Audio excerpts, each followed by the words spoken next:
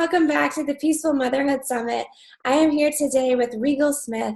She is wonderful. I just love her because she really believes in the power of abundance and bringing that into your life and having peacefulness and supporting each other as mamas. She has two children, a 2-year-old and a 19-year-old stepson. So she knows what it's like to go through, several phases of life with children. So I think that gives her a wonderful and unique perspective.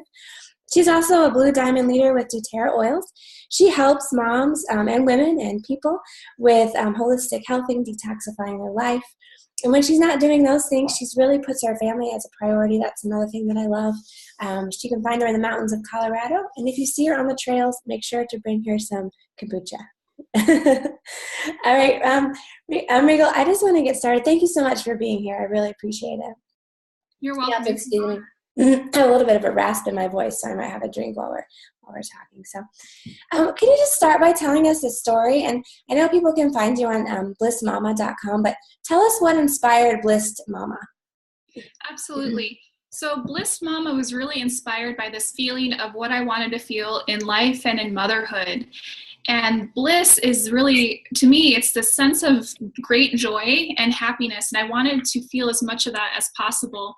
And it really stemmed from my childhood and watching my mother go through the struggles of motherhood. She really didn't enjoy it. She was a single parent. She was raising myself and my brother, who was older and had some significant special needs. And she was working constantly to provide for us. And she was, as a result, distant from our family. She wasn't there physically or emotionally. And she was really in survival mode and completely burnt out. And I'm so grateful for what she taught me and what she was able to provide and help me grow up. And one of the greatest lessons she taught me is what I wanted to create in my family when I decided to become a mother, and what I wanted that to look like, and how to consciously create mindfulness within our family, and really how to create a schedule and structure my life in a way that supported my needs and my family's needs.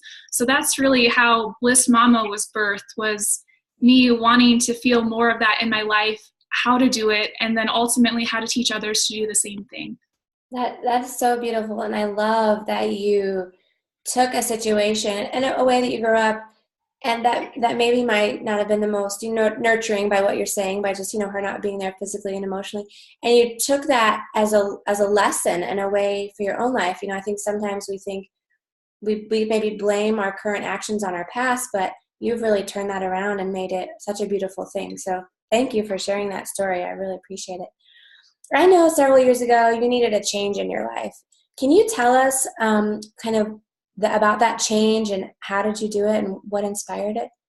Absolutely. Now, I remember exactly the moment when I knew something had to change, and it was at the peak of my career, which correlated with the rock bottom of my health.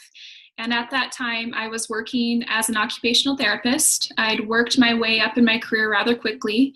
I was working at a rehab facility that would help rehabilitate people after significant injury or a life event or a disease. And I was managing one clinic in the day, and then in the evening, I was doing what was called PRN, or per diem, and going to other facilities that needed help on the evenings and weekends. So I was commuting an hour and a half to 2 hours a day, and just really repeating that habit that my mom had showed me as a child of working really, really, really hard to provide for your family. And as a result, really, I was living to work, and my health was suffering. So I was exhausted. I would take naps in my car. My skin was a mess. I was breaking out. My hair was falling out. Bless my dear husband for dealing with my mood swings at that time. I was so unhappy with myself and parts of feeling this constant stress and this burden constantly on my shoulders. And ultimately, I had a really good holistic health doctor who said, Rigel, you are on the path of what I see right before people develop an autoimmune disease. And if you don't make some lifestyle changes, some nutritional changes, and start to detoxify your life, that's probably the path you're going down. So that was a big wake-up call, and I was grateful to have somebody on the proactive healthcare side to teach me that. And so that kind of spurred my journey of this thought of, hey, I have to prioritize my self-care. I need to look at nutrition. What am I eating? How does this fill my body? What do these outside stresses put on myself physically and on my family, and what can I do about it? I started to learn about even environmental stressors like toxins, and I started to learn how to replace some of our cleaning supplies. I learned how to use essential oils that would start to bring this greater sense of peace every time I started to feel that anxious feelings and that stress, and how to do that. So ultimately, what I decided is, as I was focusing on this holistic health journey, is that my career no longer fit with the holistic wellness. I was on the disease side. And what I really wanted to do was help people before they came to me as a patient. I wanted to really teach people how to nurture themselves while they're still well, and while they have their little ones, and not wait until they became one of my patients. So that's another piece that eventually transitioned to Bliss Mama. I left my career, and now I just teach people how to attract more of that joy in their life, how to look at their body as this wonderful thing it is, and how to nurture ourselves, how to prioritize the time, and as a result, really enjoy a life by design that is on your schedule and on your time with your family. I love that. I love that you took that risk and you listened to, your holistic doctor, that you really listened to your intuition, because there had to be some part of you too that was like, I have to do this, like you were feeling it. And then maybe that kind of divine intervention by that physician was like, at the right time, because maybe another time in your life you may not have listened to it. You know what I mean? I just love how things like line up and the timing seems right. You were talking about nurturing yourself. Can you, I know as a busy mom, it's so hard for us to take time to nurture ourselves. How do you incorporate self-care into your life? Absolutely. Excellent question. And I think I shared a little bit how, for me, I realized it was a necessity and not a luxury. And I think that's a message I want to convey to all the moms here. I know that as moms, our hearts are so big that we're constantly giving and we're nurturing. And what I like to think of is, all the energy that we have in one day, if you look at it in an analogy of it being a pitcher of water, as moms, we're going through and we're taking this pitcher of water every day and we're filling everyone's cup. We're filling our kids, our spouses, our community, and it's, oh, here, honey, here's your breakfast. Oh, honey, you forgot your backpack. I'll run it to school. Oh, you need somebody to volunteer for this event, for a PTA or whatever it may be. I'll do it. So the idea is with the self-care is to learn how to prioritize that self-care and fill your pitcher so that you can fill others. Otherwise we go dry. So for me, what I do is I create something called a joy list. And it's just a list of things in my life that bring me joy. Some of these things are free, some cost money, some take a few minutes, some take longer. And it's just this conscious reminder of, hey, Rigel, what are you doing to nurture yourself? Have you done something this week? Do you need to schedule something? And it just is this visual that I can look at, pop in, and be able to start to nurture myself. So some of the things I love, I know when I'm starting to get antsy or not feeling like myself, I need to get outside into nature. So that's the time for me to either go for a walk, a hike, or even just go in the backyard, take my shoes off. There's something about having my feet on the ground that is just so revitalizing. Another thing I like to do, I have it on my YouTube channel if you want to learn. It's called a 5-minute meditation for busy moms.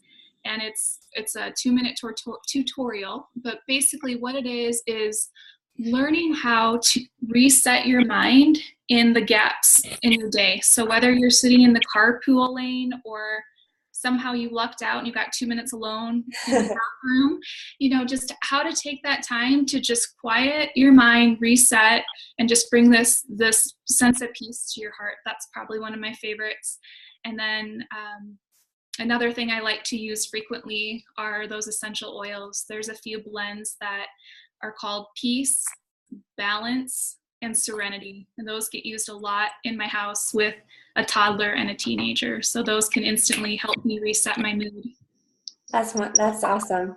What can you tell us what's in the Peace? Like what kind of fragrances or oils? Yeah. The piece, without looking at it, the piece is very earthy. So it has things that are like vetiver and the tree oils, some of that sandalwood, lavender for calming. And when you smell it, it's got this very, very earthy aroma. And when I take a whiff or put it in my diffuser, it just immediately brings me down. And there's this video, 16 seconds on my YouTube channel of my daughter as a 2-year-old throwing a fit. I'm giving her this little bottle of Peace. She knows what to do with it. She's been using it since she's a baby, and it goes under her nose, and she stops crying within minutes, or seconds rather. So it gets a lot of use in our home. That's awesome. And the fact that it has those earthy smells, that kind of ground you and bring you back to nature. That sounds really wonderful. I know you love to be silly. One thing you talk about and you share is to be silly and to have fun. As a new mama, are there any stories you want to share with new mamas out there in incorporation with being, you talked about the stress of when children cry as they do and calming them. What about silly times? Oh my gosh.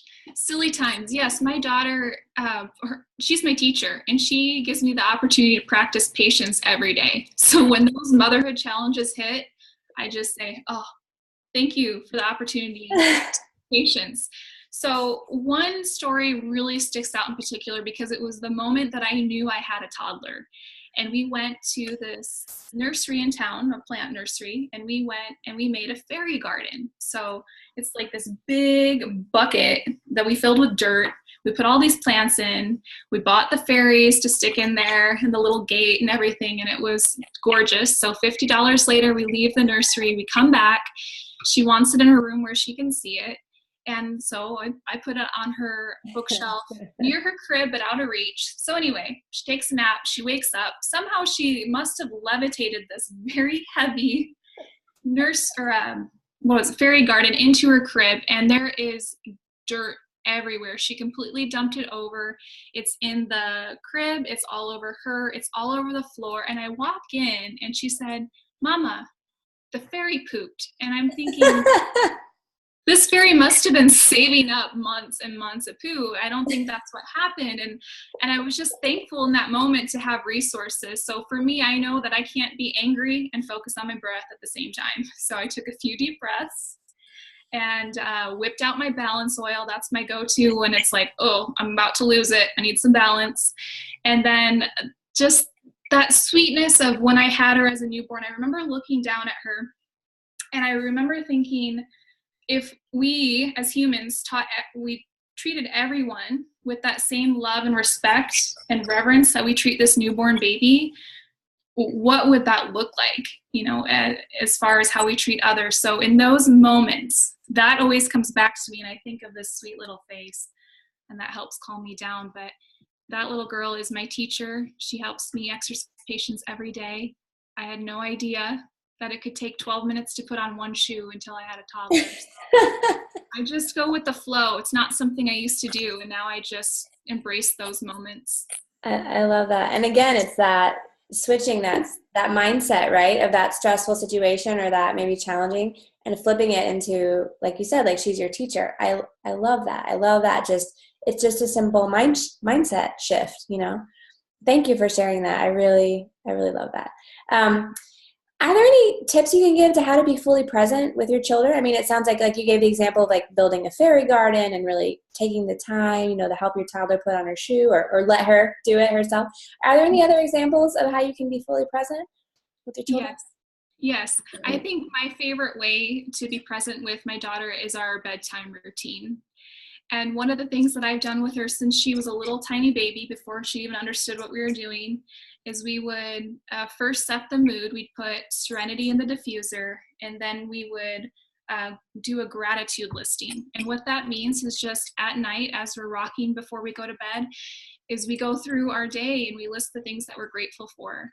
And I want her to always know that there's so much abundance in her life. So at any time, if she's ever feeling frustrated, the fastest way for me to shift out of being frustrated is to just think of things I'm grateful for. So I want her to be aware of that. and not have to wait till Thanksgiving, once a year to be reminded of what to be thankful for.